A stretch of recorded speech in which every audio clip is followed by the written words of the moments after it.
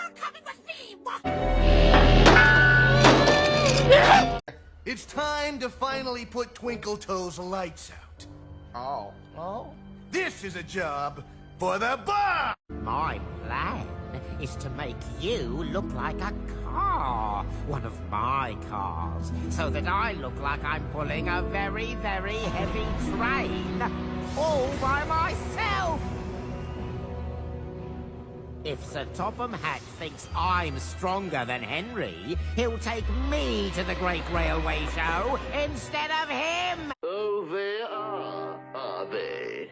Well, they'll be singing a different tune. Double the taxes, triple the taxes. Squeeze every last drop out of those insolent musical peasants.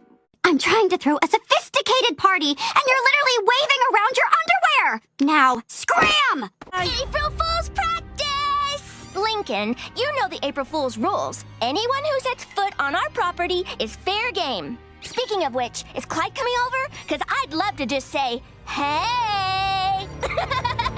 Finally, if those think the youth will come, so I'll never have to wait again.